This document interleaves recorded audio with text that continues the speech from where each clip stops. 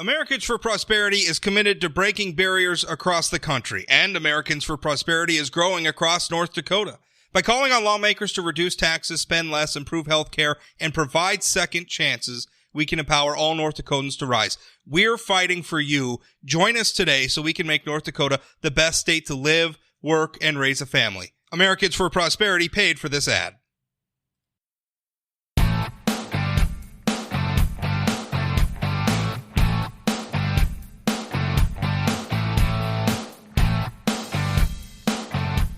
Congressman Kelly Armstrong is on with me now.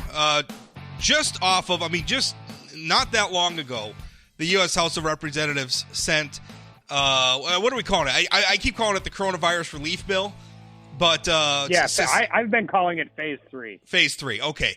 Sent the bill to, because the Senate passed it previously, the House passed it. It's going to President Trump. I imagine he's going to sign it based on all his statements with alacrity. In which case, we're gonna see some movement from the federal government beyond what's already been done through executive power. So movement in terms of release from the federal government. And Kelly, first of all, I mean, you just before we started recording, you were telling me you're coming back home to North Dakota. Just on a personal level, you're gonna have to go into a 14-day quarantine when you get back home. I mean, just on a personal level, you just described where you were at as a petri dish. What's that like personally, just going through this? Well, I mean, it's okay, and I was coming out here for this either way. So regardless of any of the shenanigans that went on in the last 24 hours, it's just too important to people, and it's too historic, quite frankly, to not be a part of it. But North Dakota Department of Health has recommended that anybody coming in from out of state self-isolate for 14 days, and I'm going to do my part to flatten the curve. Yeah, well, I mean, that's a scary thing. What sort of things are going on in Washington? I mean, obviously, there's certain realities of particularly in the House. I mean, I've been in the House chamber. You guys are kind of crowded in there pretty good. What's that like right now with this pandemic going on? Yeah, I mean, they did it well. I mean, we used the galleries, and I mean, I would say somewhere less than 2/3 of the members could get back. I mean, just because every state has their own rules and different members are self-isolating because of different reasons. But so it was a very different feel in the chamber, but you're still walking by people and going up to microphones and doing those things. So when you put 300 people in a room, even a room that big, that's kind of, I mean, it has to get done, but it's not ideal under this type of situation. Have you undergone testing? Have you thought about getting tested? What does that look like? It looks like if you develop any symptoms, I check my temperature twice a day, every day. I have not had a fever or any of the symptoms for it, but if I feel even remotely out of place, I would get tested right away. Just not because I don't want to be a part of it, and because I have a wife and 2 kids and want to make sure that we're doing everything we can. Tell us about this bill that just got passed. There were so many. I mean, it was such a process. In fact, I heard somebody describe they said that the average gallstone is probably passed easier than this bill did.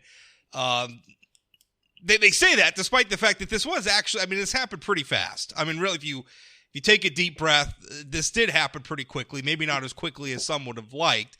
Tell us about the process, and tell us, first of all, I think everybody's probably the most talked about impact of this are the checks. Do we know when the checks are going to get here?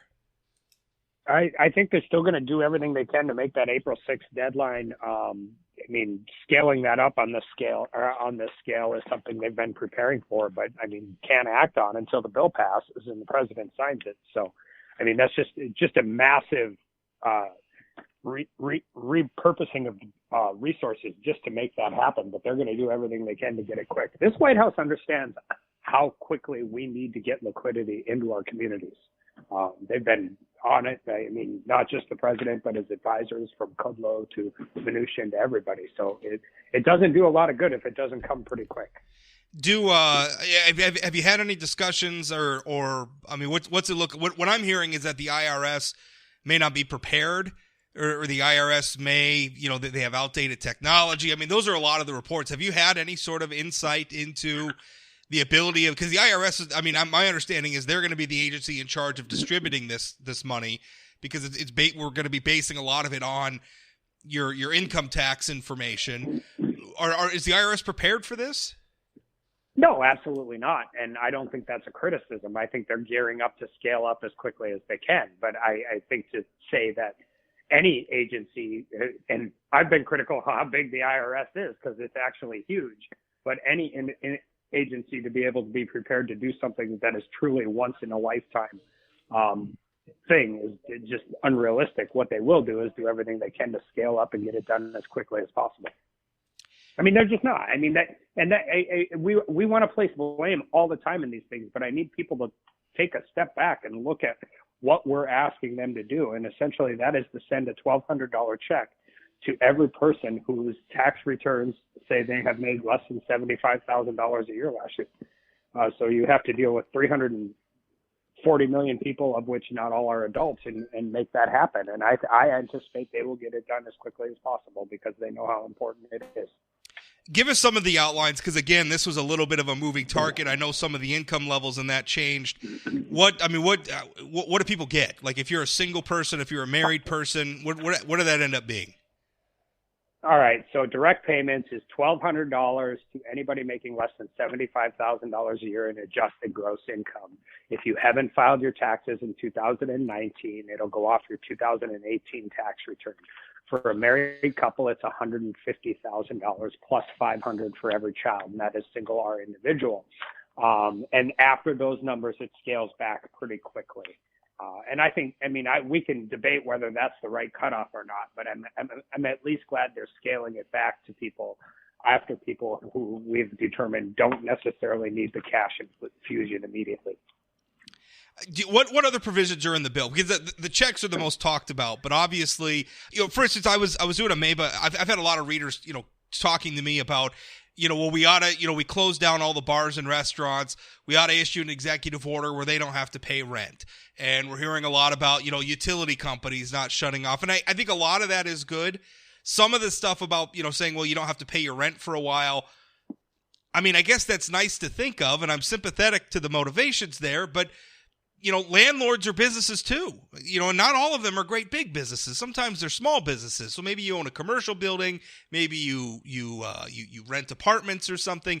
You still have bills you have to pay. I mean, it's all a bunch of dominoes. If you tell one group of people they can't pay, where does that last domino drop? And so I'm very focused on what can we do to get people the resources they need to empower them to continue meeting their responsibilities until things can return to normal. So what I'm hoping is there's some other parts of the bill here that are going to help businesses and that, keep doing that and keep going until we can get to the other side of this thing.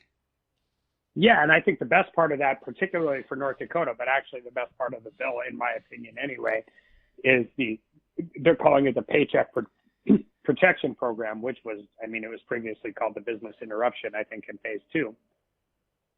But there's $350 billion in loans for small businesses, which is 500 employees or less, of which, and essentially the way it works is you can get 250% of payroll or 10 million, whichever is lower. And any of that money that goes to payroll essentially turns into a grant. And there's some flexibility there because even under all of, there's not a government program that's going to make anybody whole in this situation. I think, Rob, you and I would both agree with that. But this is the one that, and this hopefully will have a domino effect in a good way. Employers will keep employees on the payroll knowing that that money will turn from a loan to a grant. It also gives them operating capital when they're not making any income. And the domino effect there is if we can keep more people off of state unemployment because of these programs, you don't overwhelm that system because we have a whole nother, there's still going to be people laid off. We have a whole oil collapse going on that is only partially related to the coronavirus and being exacerbated by it, which we saw with our unemployment numbers. So, and there's some safeguards built in. You can't double dip on that program and also be on the paycheck and on the SBA economic disaster program. But that's and more importantly, I think we have created enough flexibility in this program where you can deal with it with your local community banker while they scale up on the back end. I put out before you came on, just because the bill had just passed, I knew a lot of people were going to have questions about it. I put out on Facebook and just solicited some questions from listeners and readers about this. I just want to read a few of them to you. Corey asks, "How are we going to pay? How are we going to pay for this?" That's a good question, but I think the flip side of that question is how do we pay for not doing anything? I mean, the best way I describe this is it's essentially like eminent domain for our entire economy.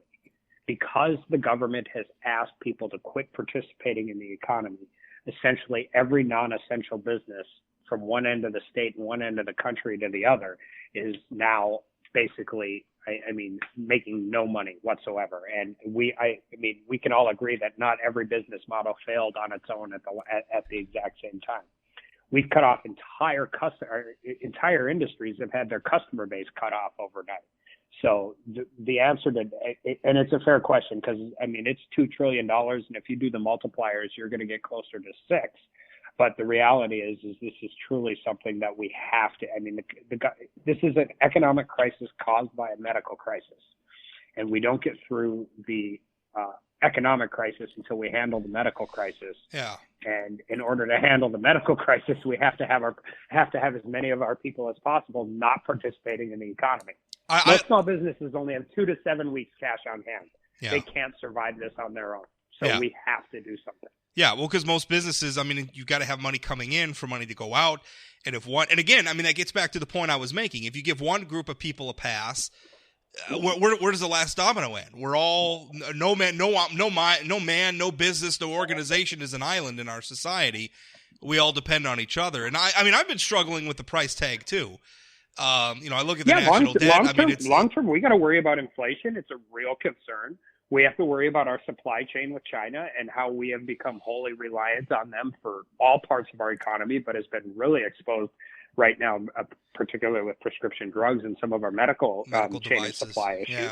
Yeah. These are long-term conversations that I hope, if we can't have them now, I don't know if we're ever capable of having them.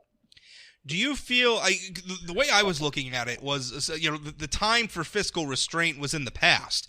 If we weren't running, hundreds of billions of dollars or even trillions of dollars of budget deficits in years past, if we hadn't built up to a $23 trillion national debt by the time we reached this moment in time, our capacity to take on this new debt to recover would be much greater. We're really kind of paying for the mistakes of the past, and there's just not much we can do about them now. That's kind of the way I'm looking at it. I agree with that. And like I said, there isn't a single small business in North Dakota or a single employee in North Dakota who cares about my ideological debt principle right now. And that is a fair statement. And I actually agree with them. But hopefully both at the personal level and at business level and the federal government level, this will also start a conversation about how comfortable we have gotten as a country with credit and how we leverage ourselves in our daily lives, in our business lives, and in our government lives, because I think a lot of that will be exposed right now too. Jody asks, why wasn't it a clean, straightforward bill? There was a lot of added pork that didn't need to be. And there were a couple others in the same vein. Josh asks, why is pork like PBS, the House Democrats, the Kennedy Center getting paid without any requirement to pay it back? And we have to claim what we get as a check on our taxes to repay it come tax time. Tanner asks... You don't have to do that, by the way. You don't have to do that. Okay, that's a good thing. This is tax-free. Okay. Tanner asks, I understand what's at stake, but why would you cave to all the BS added to that bill? And what do you plan to do to ensure a garbage bill like this doesn't pass again? So I think sort of the uniting theme of all those questions was, boy, there was a lot of pork and a lot of nonsense in this bill. Why did it need to be there? Well, I don't think it did need to be there.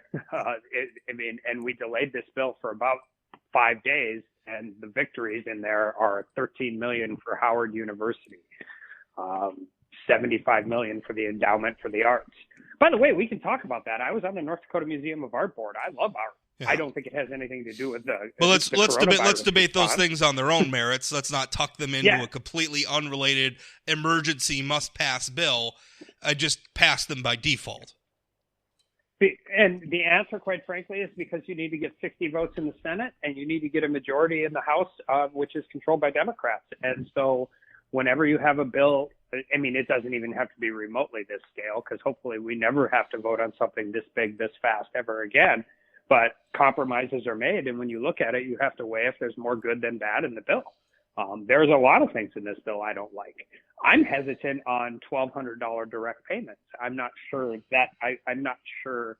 I mean, I'm glad they're going out. I'm glad we set an income cap, but I mean, there are different issues. I think the concerns raised by the Republican senators about back-ending state unemployment by $600 could be really counterproductive to what we're trying to do with the small business loans. Are we going to create a situation? Yeah, are we going to create a situation where businesses are going to say, "Gosh, it's a better deal for our employees if we lay them off"? I mean, if you're but I also understand why they did it. I think the implementation will be really problematic. But I mean, if you're in the service industry, your paycheck isn't particularly what is your source of income if you're working on tips. And we wish everybody would claim 100% of their tips on their taxes. We also live in the real world, and we know that doesn't occur. But I mean, so you run into these situations where all of those things are there. So yeah, there's a lot of this. And don't kid yourself. We're going to have to come back and fix some of this. I mean, there was 110 technical corrections for the phase 2 bill. And we will have to come back and fix some of these things too. But the flexibility and the ease of dealing with these small business loans, I think, is just so critically important to our businesses across the state. Not to mention, we have to continue to recognize that the people that are on the absolute front lines of this thing right now are our healthcare professionals, and hospitals are in the same situation as other businesses. When you cancel every elective surgery, cash flow goes away. All of those different things go away. And so we're injecting a lot of money into local hospitals right now who we absolutely can't have failing at this point in time. So let's talk about that, because you said, we may need to come back and fix a lot of this. You're coming. Oh, I didn't say we may have to. We will have to. We will have to. Okay. And I don't know what a lot is, but there will be things in this bill that we will realize have to be either legislated or through regulatory wherever we can do it, that we're going to have to tweak and fix. Well, you're on your way home now. Your colleagues are on their way home. How do you guys come back together with social distancing and everything else that's going on? I mean, when is Congress likely going to be able to meet again? I mean, is there a possibility that are you going to come back? I mean, I guess there's so much uncertainty right now. I guess I don't know. I mean, what provisions are in place for you guys to be able to come back and have everybody be safe and not further contribute to this problem? Well, Rob, I think the answer is exactly how we did it in the last 24 hours. I mean, government still has to function. Right. It has to be able to function. The Senate, passed this bill 95-0. Our numbers would have been very similar to that on this side. I think the Senate's out until April 20th, that's probably the right amount of time. I mean, like I said, $2 trillion bill, if you do the multipliers, it's probably closer to $6 trillion. I mean, no matter how fast we work as a government, we want to see how this works for a little bit of time. I mean, you can't come back and react to something until you know how it's working on the ground. Sure. Not to mention, this is a medical crisis. By April 20th, we'll have a better lay of the land. April 20th, we'll have a better lay of the land as to how the medical crisis is playing out in communities across the state and across the country. And to say that a $2 trillion package was targeted seems almost kind of ridiculous. But given the scenario where we're in and how we're setting sunset clauses and those things, I think we're doing a pretty good job of reacting to this in a way where we're not. Some of the things in Nancy Pelosi's bill had like a permanent vote by mail, permanent ballot harvesting. Things that that would have lasted much longer than this coronavirus crisis. And some of these things last a little longer than I'd like. There's some sunsets on December of 2020. There's some that are December of 2021. But as much as we can, we are trying to take a measured approach right now. And the reason why this is such a concern is, if you think about it, if some senators begin to have, I go to the Senate just because there's a lot fewer of them, if some senators get sick and they have to stay at home or they have to take care of their own health, and gosh, who could blame them? Health, their health is priority number one. But man, that really changes the dynamics in these chambers sometimes. Was any progress made in terms of allowing Congress to vote remotely or to handle some of this stuff remotely? I don't know where they're at in the Senate, but we would have to have a legislative change in the House, and that has been it wasn't a part of any of these packages. So, or a rules change that would have to be voted on by the body. So we'd have to come back at least one time to make that happen. But I also get a little concerned. If you're a rank and file freshman from an at-large state, you already think that there's too much power and leadership in Congress.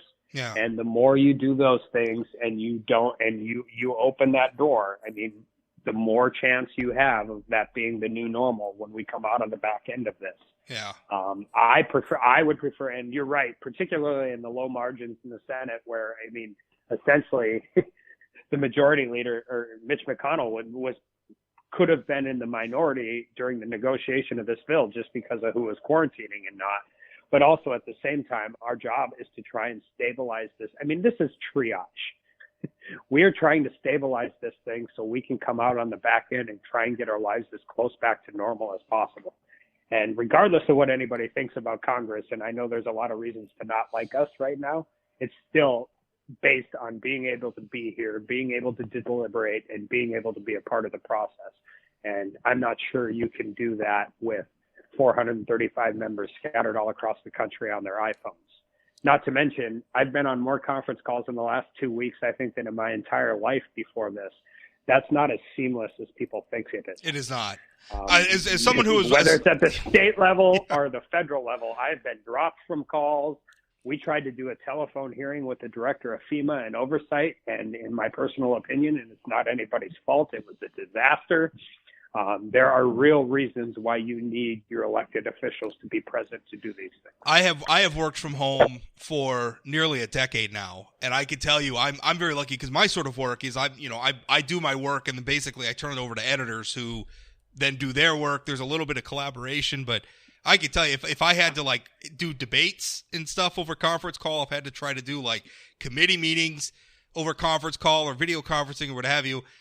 It is not an easy way to work at all for those sorts of things. I should have called you before working from home for the last 2 weeks. You should have. It's like the Hunger Games at my house, and I am losing. I could have given you some tips about how not to have your dog bark during. I've had that where I've been on the radio and the dog starts barking or the birds start. UPS decides to deliver a package or something, or a 4-year-old walks into the room and decides. It doesn't matter that you're interviewing the governor; they're gonna demand your attention. So, that goes with the territory. So let's last questions here. What's next? I mean, we passed this. Congress goes home. I know you're talking about at some point we're probably going to make some tweaks and adjustments to all of this. But I mean, is there another big plan beyond what we've just done? I mean, what's the continuing work of the country right now?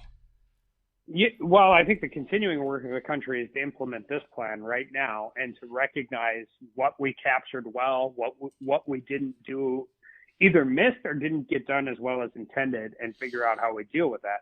But I mean, really, right now, the number one priority for everybody needs to be to stop the spread of this virus, or to slow the spread of this virus.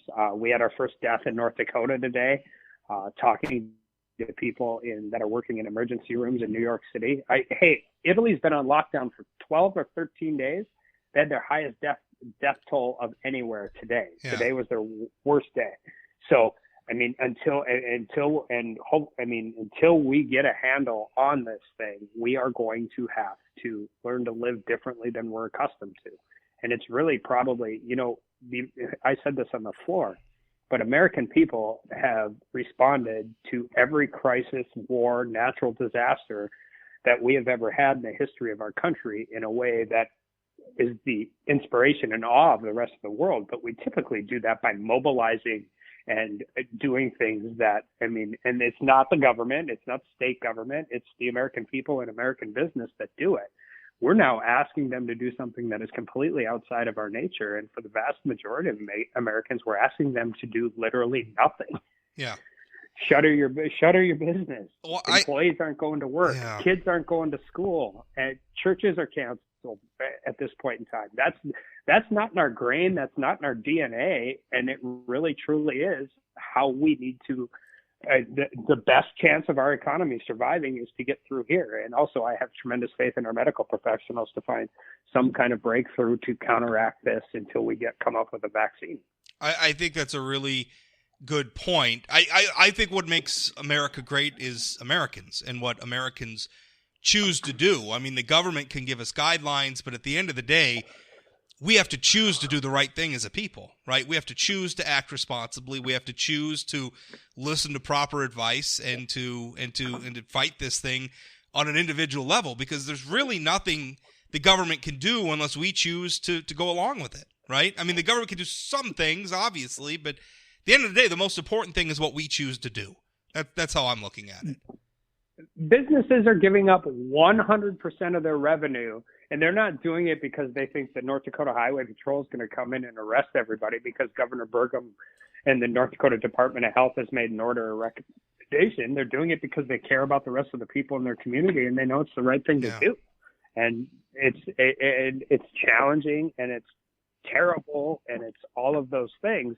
But you're exactly right. This gets done by the people, and it gets done by some fourth-year grad student in a pharmaceutical internship who all of a sudden figures out something that nobody else has thought of before. That's going to be how we kick this thing. Yeah. Well, I never want to underestimate the ability of the American people, the ability of humanity as a whole to invent and innovate and adapt. We can get through this as a country. I mean, we held an election in the middle of a civil war. We fought a civil war. We fought World War I while simultaneously fighting the Spanish flu. So we can get through this, but it's going to be hard. Congressman, thanks for your time. I appreciate it. Stay safe. Have a safe trip home. Thanks, Rob.